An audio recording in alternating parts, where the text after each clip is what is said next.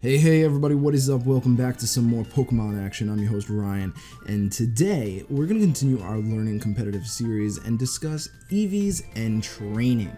Before we get into heavy competitive discussion and building teams and how to battle, we really need to talk about EV training and all that comes with it. Effort values, or EVs for short, are very similar to IVs in that they affect the base stats, but the EVs' impact are much greater. For example, on the screen you'll see two images. The top one is a Gengar without EVs, and the bottom one is a Gengar with EVs. As you can see, there is quite the difference in the stats. Simply, each Pokemon can have a total of 510 EVs. Most EV spreads will have either 508 or 510, but you should never go below 508. The reason 508 exists is pretty simple. For every 4 EVs a Pokemon has, it gains a single point towards its stat. This is clearly outlined in the above image where Gengar was only given 4 HP EVs and only gained a single stat point. The reason 508 EVs exist in competitive is because the most basic EV spread of 4, 252, and 252 has an extra 2 EVs that do absolutely nothing. Finally, a single stat can only obtain a maximum of 255 EVs, nothing more. All that said, EVs are significantly more straightforward than IVs. I'll get into how to decide what EVs to go for in the upcoming entries, but in this video, I'll talk solely about how to get EVs. In order to get Pokemon EVs, you have a few options. The first option is to battle Pokemon. You see, every Pokemon in the wild has a specific amount of EVs they give towards a specific stat. To find out which Pokemon gives which EVs, you can use the Cerebi Pokedex and check the section shown on the screen. This is arguably the most fun way to EV train, and rightly so. You're actually playing the game as opposed to breeding. There are a few tips and tricks that go with this method as well. For starters, you can battle hordes. What's awesome about battling hordes is that you'll get 5 times the amount of EVs in a shorter time frame. If you're curious about which hordes apply which EVs, check out the links in the description below. You'll need to be careful with hordes, however. Since you are getting 5 times the amount of EVs, you'll need to make sure you aren't fighting too many Pokemon. In addition, sometimes hordes can show up with random Pokemon within them that don't have to do with the EV you're training for. You need to run from these. That isn't where this method ends, however. There's a good virus in the game called Pokerus. This is a virus that is caught rarely while battling. However, once a Pokemon catches it, it is very easily spread to another Pokemon. As long as you have Pokemon in your party in the slots next to the Pokemon infected, it will spread to your whole team. Be wary, however, as once a new day starts within the game, the virus will be cured. You can prevent this from happening by dropping the Pokemon into the PC. As you can see in the image on screen, the left Sylveon has Pokerus, but the right one does not. But what's so good about Pokerus? Well, it doubles the EVs gained. So, say you're farming a horde of Pokemon that only give 1 EV in each. In both X and Y and Omega Ruby and Alpha Sapphire, Whismur gives 1 HP EV every time you KO it. So, if you battle a Whismur horde, you are now gaining 5 HP EVs per battle. However, add Pokerus into the mix, and you're now gaining a full 10 EVs per battle. It doesn't even stop there. You can further these gains by equipping the item Macho Brace. Macho Brace doubles the amount of EVs obtained. So, now, if you're farming those Whismur hordes, and you have both Pokerus and Macho Brace, you'll gain a whopping 20 EVs per battle. But it doesn't end there. If you want even more gains, you can equip one of the power items. Unlike the Macho Brace, power items are stat specific. For example, if you want to EV train Special Attack, you'll need to equip the Power Lens. What's better about these items in comparison to the Macho Brace is that they add an extra 4 EVs per KO. So instead of the paltry 5 without anything, or 10 with Pokerus, or even 20 with Pokerus and the Macho Brace, you'll now be receiving a massive 50 EVs per horde battle. Of course, you don't have to use hordes. If you're going for a small investment or trying to top off the remaining EVs that aren't a multiple of 5, 10, 20, or 50, you can battle Pokemon individually. However, EV training like that can take a while.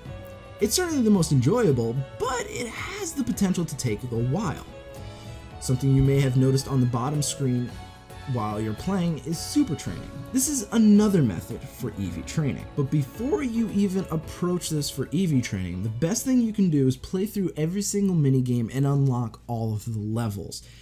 You need all the levels to EV train correctly. But you don't want to do all the levels with the Pokemon that you're EV training because each level gives you a different EV investment. You see, Super Training gives EVs for every regiment you complete. Level 1 regiments will give you 4 EVs, Level 2 regiments will give you 8 EVs, and Level 3 regiments will give you 12 EVs. In addition to completing the regiments, you'll be obtaining training bags. Training bags come in various styles, but the EV ones will come in various sizes. Small, which will give 4 EVs, medium, which will give 8 EVs, and large, which will give 12 EVs. And that's how you EV train with Super Training. You just choose the proper regiment and it will tell you, and then you just keep going until you get where you need to go. It can be pretty fun, and as a minigame you're not playing Pokemon battles, but it's still a minigame and it still could be enjoyable. Finally, there's one last way to EV train. You can EV train through items. The only problem with this method is you'll need loads of money and a bunch of time. To start with are vitamins. Vitamins can be found and bought and will give you 10 EVs to the corresponding stat. For example, HP Up will give your Pokemon 10 HP EVs. The only drawback is that you can only use 10 of these vitamins per stat. So once you use the 10 HP Ups, you can't use another HP Up. However, that's where the second set of items come into play. Wings. Wings cannot be bought, but they can only be found or won. You can check the link in the description below to see where they can be found, but they can also be won via super secret training, which unfortunately is only unlocked by using a Pokemon that has maxed out on EVs. The cool thing about wings is that they don't have the cap that vitamins do. You can use wings from the beginning all the way to the end. Of course, the drawback being is that they're rather hard to find. Wings will always give you one single EV towards the corresponding stat. And, like I said, that's it for EV training. It's very straightforward, and there's 3 different options to approach it. And it's all based on how you want to approach it. So the best method in that case is to go for horde training and then just regular battling.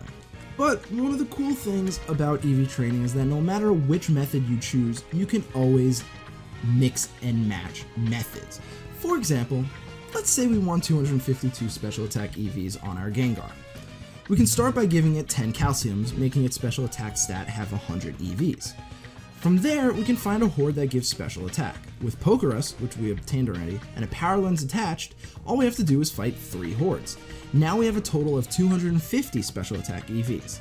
Finally, we can either find a single Pokemon that gives 1 EV for special attack, remembering to take off the power item or Macho Brace, or we can just use 2 Genius Wings and now we have 1 fully EV'd stat for our Gengar. It's pretty easy and arguably the most entertaining aspect of preparing a Pokemon for competitive. Finally, what happens if you mess up during EV training and give the wrong amount?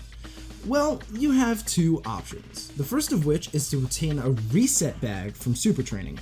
It's given out from various training regimens and will wipe all of the EVs a Pokemon has, completely resetting it. This is good if you want to change up an EV spread later down the line without having to rebreed. The second one is to use specific berries. Using the link down in the description below, you'll find a list of berries that take away 10 EVs for the corresponding stat.